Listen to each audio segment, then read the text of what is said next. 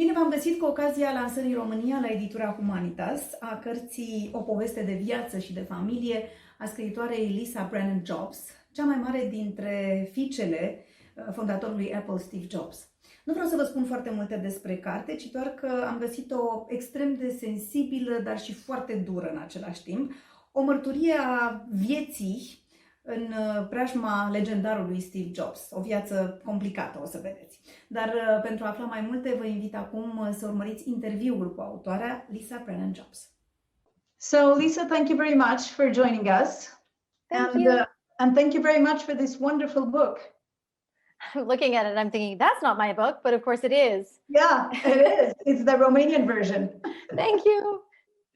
So how would you describe this book? I think of it as I think it's a coming of age story. It's not a memoir of suffering. I happen to have a very famous father. And so it allowed me this, perversely, it allowed me this wonderful opportunity to tell a fairly normal story, you know, and to have people read it and pay attention to it. So I think maybe sometimes people think they're picking up this book about a famous man, and instead they get this book about a girl growing up, or maybe even they get some parts of their own story about growing up. Your father asked you toward the end of his life if you are going to write about him, and you told him, no, I'm not going to write about you. So what do you think he might say now that finally you wrote about him? Oh gosh, I don't even know. I mean, I don't know. I have two thoughts about that. One is that there's this wonderful scene in this Philip Roth book called Patrimony, where Philip Roth's father is in a compromised position. He basically is old and he's getting sick and he poops in his pants and he says, please don't write about this. And Philip Roth in the book says, I won't.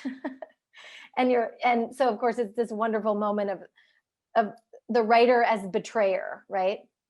And I guess there is something about whenever you write a story, if it's true, you mean to write your own story, but in order to write your own story, you have to write the story of other people, even if you don't want to. And so there's a kind of necessary betrayal in the fact of writing anything. And I was reading Patrimony and I thought, oh, I have something like that. And the other thing I think is that it was such an opportunity to plumb the depths of my own shame, everything I felt ashamed of. I could kind of open it up and look at it in the light and think, well, that's not so bad. At the moment my father asked me, I thought, well, I'm not writing a book about you. I'm writing a book about me, and I'm allowed to write about me. Like surely you're not allowed to control that, you know? So that was my perverse reason for my answer. But of course, I don't think he would be particularly thrilled. He would not be upset about this. Oh, I'm sure he would be. I'm saying I don't think he would be particularly thrilled. Oh, okay. Yeah. Why did you choose Small Fry as a title? I really didn't know what to choose for the title. In fact, when I chose that title, which I liked because at least it was such a sweet thing. It was a nickname my father called me. I don't know how it translates, of course, in Romanian. I have no idea. Yeah. How do you translate this in English? Small fry means fry is a very old word for fish, like a middle ages word, I think. And small fry is those little fish that aren't big enough to keep, so you throw them back after you catch them. And so it was a kind of it's both a diminutive and a term of endearment, the way lots of terms of endearment are kind of diminutive. And one editor said, well, but if it means insignificant, then surely you don't want to call your book insignificant. But I thought at least I thought, well, if I'm going to choose this title, then it needs to be very big. Like the title needs to be big on the book. It can't be this tiny little. I thought it was a sweet time in my life, and so at least, even though there's some negative stuff in there too, at least the title was something tender. What is your first memory about your father? my first one. This was hard to figure out even in the book. I thought, oh my God, I think there was the way that I could kind of place these things is there were, we lived in a bunch of different houses. And when you live in different houses, you can, once you do the anthropological work of figuring out what age you were when you lived at what house, you can kind of time it. So I think I was about 7 or 8 when my father started coming over and taking me and my mother on roller skates. And at first, you know, I didn't even know him very well. So my mother would come with us, which was very sweet.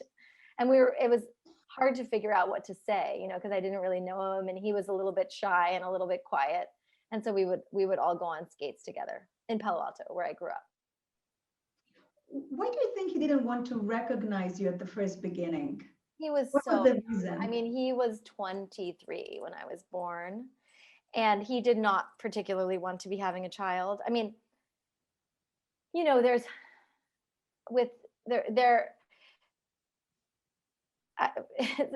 a tricky thing to say, because obviously if you have a child with someone, sometimes there's some intention behind it, but when people are so young, it's not really, I mean, I just had a child and I was 39 when I had him and still I felt too young. So I can't even imagine having a child at 23. I think it was funny when I was writing. He was not prepared for this and he was thinking just about his career Yeah, I think he wasn't prepared, and because he didn't want it, he said it wasn't true. Which is the way a lot of people function in the world, right? At a certain point, he changed his mind. Yeah, because it's clear that he knew that it's true, because even if he didn't recognize it officially, he came at your house and he was taking care of you and your mother. So, well, also he came to my birth. He tried to make it on time, actually, but my mom thought, oh, don't worry, it's not going to be for another day or two. And then I was already born when he came, but he came there to meet me. And apparently I looked exactly like him.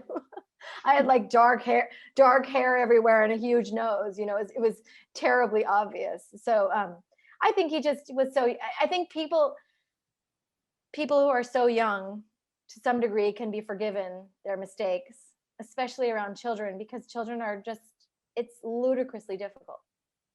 Then it seemed to be very difficult for you and your mother to obtain enough money to survive from him. And I was thinking, do you think he was having a kind of a plan doing this? It was on purpose? In what sense? In sense that he was thinking that he didn't want to give you enough money all the time, or he was thinking all the time not to give you so much money. I think he was very, very tight with money, even with himself.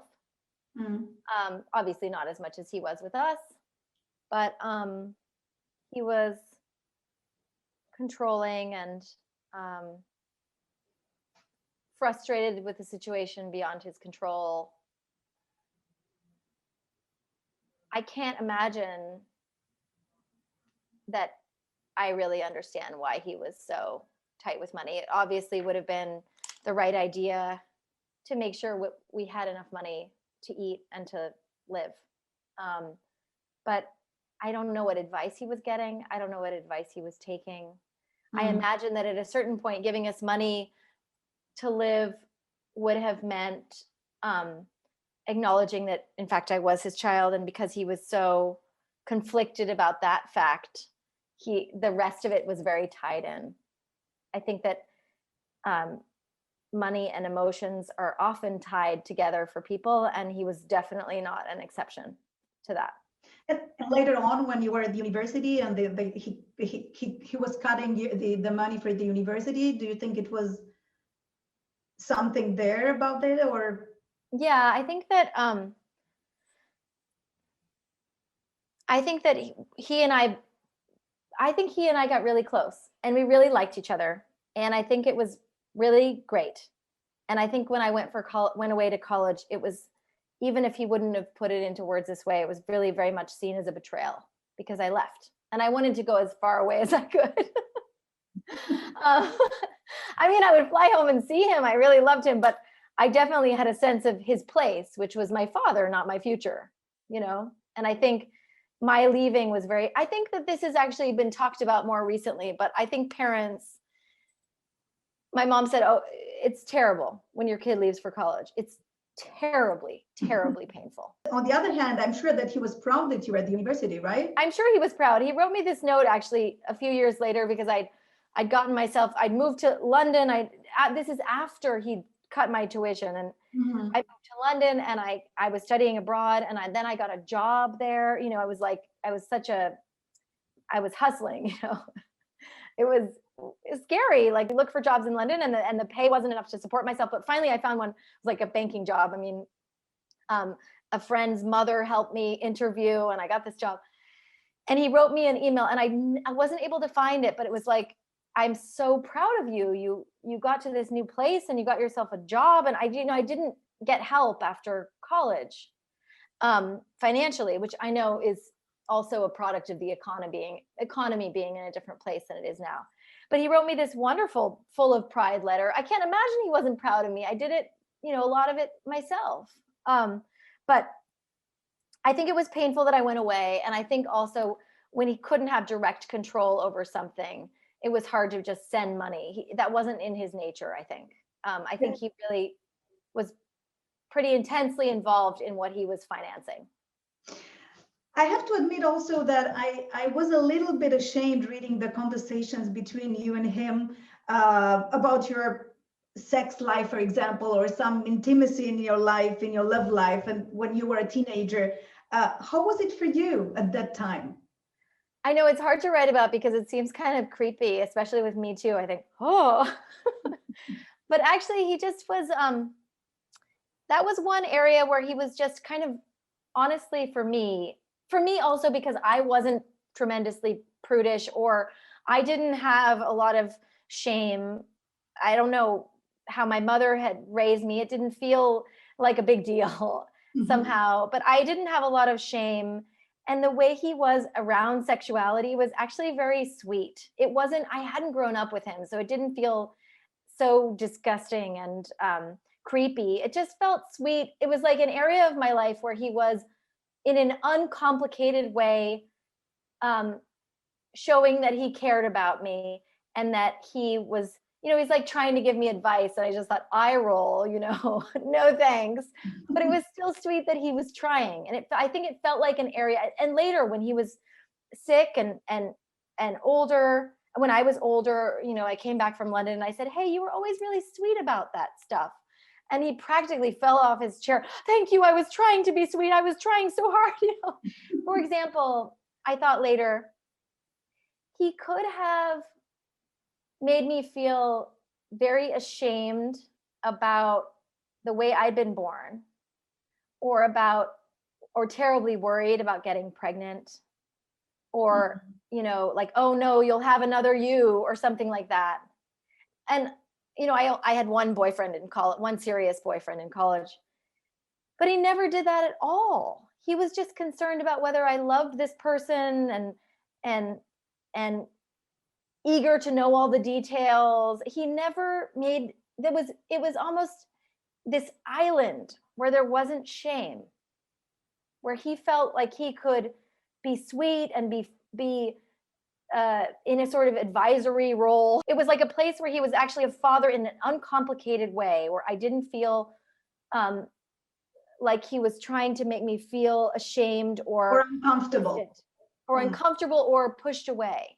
The reverse, isn't it, of a lot of father-daughter relationships, where the father and daughters get along very well, except for in that area. Exactly. Yeah. He was more like a friend when you were talking about this, maybe. Yeah, he was like a friend, but it was clear that he really cared, that he had really loved people deeply, and he wanted me to feel love. That's just the sweet part. I think about sex ed, the way they teach it here. I don't know the way they teach it in Romania, but the way that, and this is especially horrible for girls, I think, but they focus so much on all the dangers.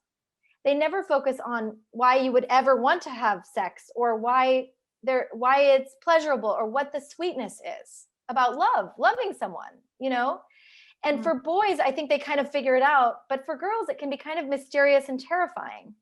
And so he was, I don't know how to say this, he was kind of the antidote to that, just bringing in the idea of sweetness and love and joy. And so in that area, he was funny, so in that, I mean, I had a crush on some guy and he was singing out, and never mind, it's just another embarrassing story. But go on. He named the Lisa computer after you. For so many years, he denied this. And finally, did you find an explanation why he was doing this? No, I mean, it was extremely painful because basically he'd abandoned me, but then he'd named this random computer that completely failed after me. And it wasn't so random in certain ways. People have reassured me. In fact, it was in some ways the predecessor to everything we have now. Like was the first computer with an external mouse. The software worked in a particular way that then the next used, and then the current Macs use. So it was incredible, but nonetheless, it failed. It was way too expensive. And I think he was put on a different team, and then he was rooting against it or something. So it failed, right? And I kept on asking, but I didn't care because basically it meant like during the years that I was missing him, he hadn't forgotten about me. Like during the years when I, of course, desperately wanted to have a father who was not around, it meant that even though he wasn't around, even though he wasn't supporting us, I was somehow this beloved, someone so beloved that I had named a machine, so I would always ask him, like, whenever I built up the courage, hey, is that computer named after me? Like, and it's interesting because, it seems like in the book it appears like a theme, right?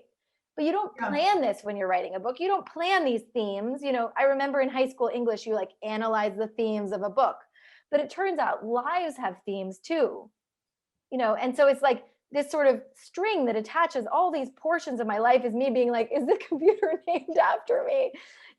Sort of building up the courage. And he just says in the most definitive way, like, no, kid, I'm sorry. And also like, how pathetic of you. No, he said once, like, I had an ex-girlfriend named Lisa, and I asked my mother and she said, he never had a girlfriend named Lisa. But I thought, like, basically me and my mother were not cool enough to know about this girlfriend he had named Lisa, who was clearly more important to him than me, and then finally we're at this lunch with the musician Bono, and Bono asks, and I'm like, I think, oh no, another person asked, and it's going to be just another heartbreak of no, he didn't know. You might have thought he cared about me, but he didn't. And then he answers yes. And I don't know why. I mean, I figure he was ashamed of the computer for failing. That's my guess. It was a big failure. It was his biggest failure. So he decided at a certain point, the answer to that question was no. And then he just kept on lying. And you can feel it when someone's lying. But sometimes the way you feel it is you just think you're an idiot, And so it's very powerful at a certain point when someone admits somehow that they were lying, because you realize that feeling you had all along was in fact correct, and you are not crazy, and that happened again before he died. Your mother wrote also a book about him, like around two years after your dad passed away. How would you describe her book? Is it completely different from yours, or? No, I mean, I don't know. My book is, I mean, hers was very sweet, I thought, when I read it. Actually, I was very touched to understand things, and I thought how lucky I am to have, I didn't know certain things about their life together. I didn't know how, everything about how they'd lived together after or during high school, before he went to college, and how their relationship had gone on and off. So no, I thought it was very sweet. I don't know how to characterize differences. I mean, I don't know, different people. I would say mine is very much in the coming of age genre, which means it ends when it ends when I go off to college, because that's the sort of symbolic breaking point between childhood and adulthood. I mean, we all know when children go to college, they're hardly grown up, but there is something about making a choice and leaving the nest that is the sort of cutoff point of a coming of age book. And hers isn't as much a coming of age book. It's more of a memoir from beginning in teenagehood. Because we're talking about the teenagers. When you were a teenager, at some point you're moving with your father and his new family, and then I'm seeing this phrase that your stepmother is saying one time when you were in a therapy session with a family, and she said, "We are just cold people talking about them." Was it exactly what you were feeling when you were living with them? That they were cold, that you were kind of, I don't know, something strange in their house? I mean, they had just had a kid. It was a very new marriage. I think it was a difficult time. My father's company wasn't doing so well. Oh my God, it was so hard. Later, when my father was dying, he was like, "Why was that so hard? If only there'd been a way for that to be easier." It was just so hard. It was like some sort of culture clash. I came in need of so much, and I wasn't able to get it there. And I also moved schools, I mean, it's just, I was so lonely, so hard. I don't know. We're just cold people. I think I thought it was a pretty good line. I thought, "You're welcome, stepmother, for giving you the best line in the book." I mean, she said it, but it's pretty good. I think it was basically, I was coming to them wanting, I had longed for something my whole life, which was a family that looked okay from the outside and felt okay on the inside, but I had assumed those things went together. And finally, I'm a part of this family that has this element that I've been longing for the whole time, which is my father, and it looks good. And all of my wishes stored up and gathered up for many years sort of came out. And I don't think they were in any position to fulfill them.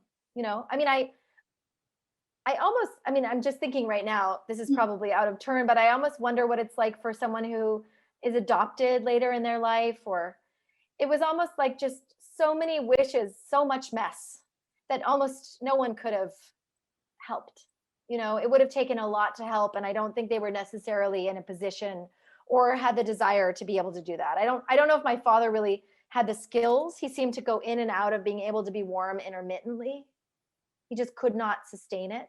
And I think my stepmother was just a little bit more of a person at a remove from that warmth.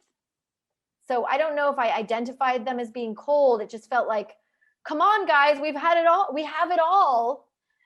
Can this please feel good?" And it just didn't feel good. I mean, I think when we see things that look good, we assume they feel good, because all we want is things that feel good, right? Yeah. I imagine this is behind the sort of fantasy of the Kardashians or anything. It's like the outside makes us infer the inside, but of course those things don't go together.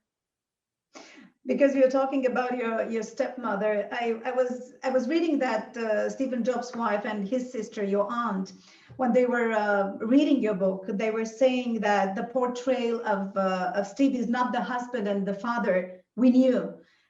Was he really so different for them? I mean, I think he's the same in all the other books too. I don't think so. I think, in fact, in some ways, I mean, I guess it's different if he's your father, I imagine, but that's another thing, is when someone dies, you get to keep the pieces of them that you want, and for me, this book was important as a way to live my own life the way I choose to live it, rather than in the patterns or habits or ideas that I didn't choose, right? If you go back and examine your past really carefully, you kind of, you disassemble it, and then you get to reassemble your future differently, right? So I had to look at it very closely and honestly.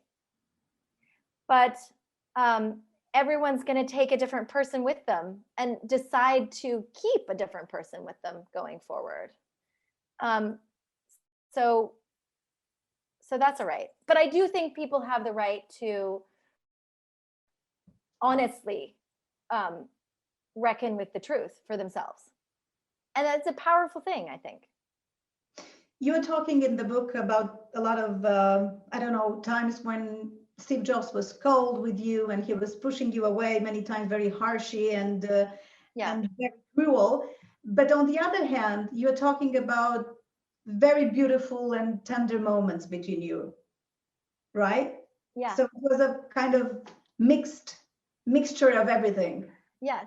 Well, that's why it's not a memoir of suffering. I mean, I had a wonderful therapist. I had the sunshine in California and the beauty, you know, that I miss here in the long Brooklyn winter. And I had friends and I had wonderful schools and I had, you know, people watching out for me. I mean, what I'm trying to say is that don't lives contain a mix? I mean, don't people were saying like, after the book tour, they're saying things like, but how could you love him? He was so complicated. And I thought, well, but don't we all love complicated people? Am I alone here? And the only way to convey someone who has, that I could find to convey in a book, someone who has many different facets, is to write scenes, true scenes, with all of the different parts of them. That if I just told you he was a many-faceted man, it wouldn't really work. Whereas if I put you in my life in different places, then you have the shock of it. You have the shock of all the different sides of one person, right? So I know it's a shock, but it is true about some people, right? So that's what I was trying to do, is, I guess, give you a little bit of my own experience with both of my parents, I think. I mean, my mother also has many different sides. Exactly.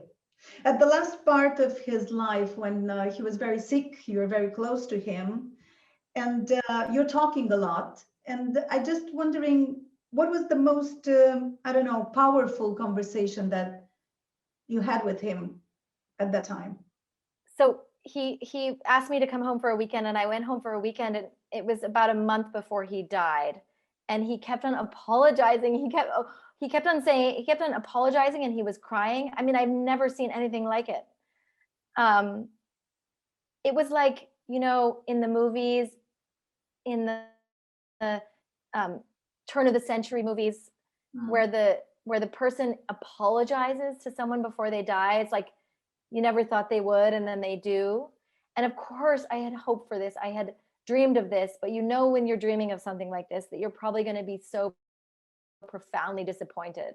But I kept on going back every month or so and hoping for some breakthrough, but it just felt like I was going back to sort of pay homage or something, which is the last thing I wanted to do. And my life in New York was a little bit in shambles because I kept on traveling to California all the time, like hoping for something. And then finally, before he died, it was like, it finally opened up, and he said he was sorry. And he's kept on saying, I owe you one, I owe you one, which I thought was such an odd phrase, such an odd, almost retro phrase.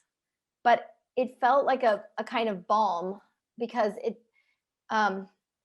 meant he cared about me. And it was true. He knew we'd missed out, and he knew he'd messed up. And I did think when I was writing this book, like, okay, if you owe me something, you owe me this book. I'm going to write this book, and that's okay. I'll have that. There are so many people talking about, you know, lessons Steve Jobs taught them. What is the lesson he taught you? I don't know if people are always able to live their own value system, but I think that, I guess, if you love someone a lot and you believe in their value system, then one of the ways that the inheritance is that you try to pass on the parts of their value system that you believe in, right? So that's a way that you can have the inheritance you want. And in opposition to the whole sort of idea of wealth being the ticket to creativity or something like that. The idea that what you do in your life is what you do with your own hands. That, like, the greatest thing is to, like, make stuff. And that if you keep your life simple, because actually, honestly, my father kept his life really, looking back, he kept it quite simple. And that if you keep your life simple, then you have the chance to get the good stuff, and the good stuff that we all have access to, right? Which is getting to, not everybody has access to, but a lot of people do have access to, which is like getting to do your work really well and getting to love the people you love. And all the other stuff is kind of noise. It just doesn't matter. It was like we spend our lives looking for comfort. And I don't think anybody on their deathbed is like, oh, I was so comfortable. I think it's like, so that there was something really beautiful.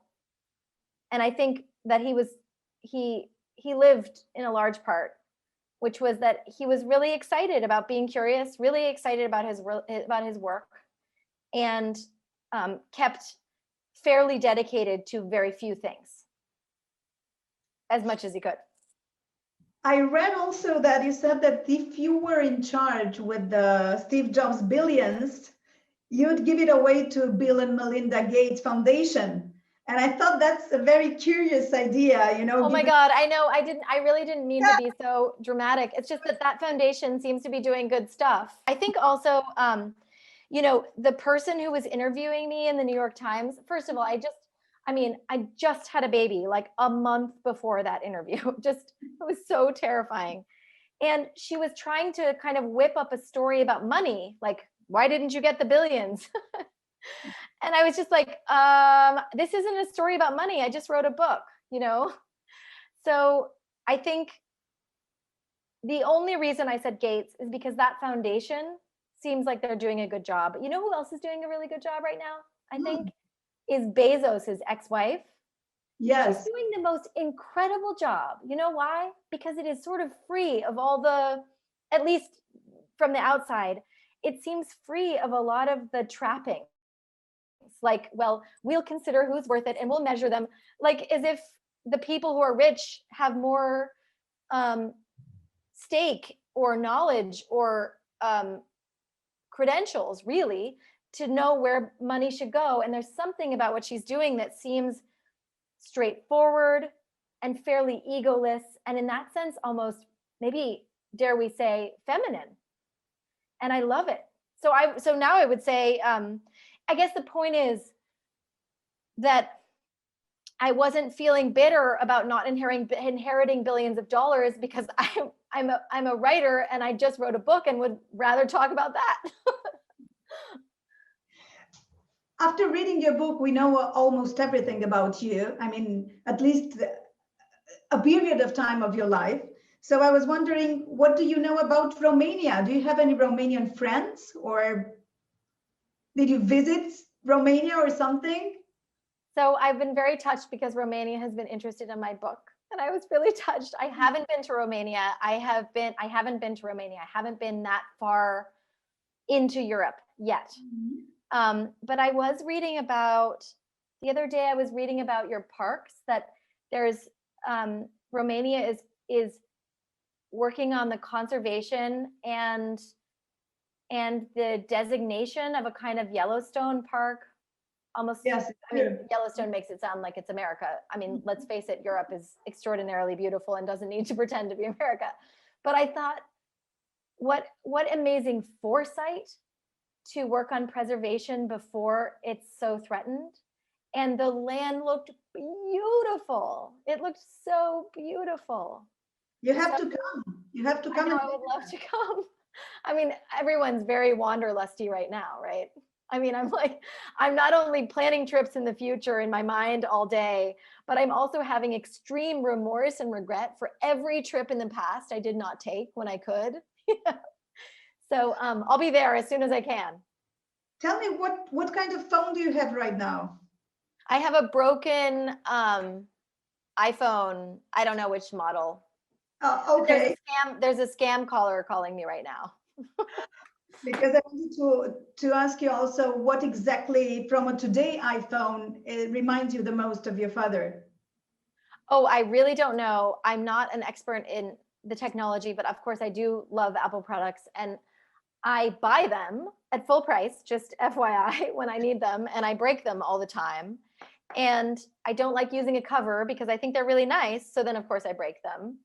But I really loved the really small one because I'm fairly petite. Mhm. And I'm bummed that they're so big now. I just am like, why can't that tiny one? Do you remember that tiny curvy one? Yes, I know. Oh, that you felt almost a kind of tenderness for, which is weird. I wish that one would come back. If you have any power with Apple, if you could tell Yeah. them. Yes, I will do this. But because you're saying that you are you're buying all these phones at full price, you know that people say that the Apple products are expensive. What do you think about it? I don't know. I really have no expertise in this realm. You're not very on social media anymore. Well, the other thing that my husband was saying is people were saying the phones were really, really expensive. But if you think about the quality of the camera and how much we all are getting out of that, it's kind of a steal. I wanted to ask you, what is the most common question that people, questioning you about your father? Oh no, you were asking me about social media. I mean, honestly, I have a baby. I just don't have time. Like I don't find it super addictive somehow. I'd like people to read my book, but I just, Facebook seems a little dodgy, and Instagram is great, but I don't post really, except for when my husband bakes bread, I post pictures of his bread and pretend that it's mine. And that's all. I'm not sure that it's compatible to be working on books and posting all the time. They seem like somewhat incompatible. But I don't know if people ask me. I think social media, it's okay to promote your book. I did, while my book was during the promotion period, I promoted as much as I humanly could. Yeah, no, it's totally okay. I did. I'm just not promoting a book right now, so I'm not really on it. I don't know what people ask me about my father. I feel like nobody's really talking about my father because we're doing things like potty training and, Thank you very much for this interview. Thank you very much for your wonderful book. Thank you so much. Everybody in Romania will read it soon. Thank you so much for having me. Thank you so much.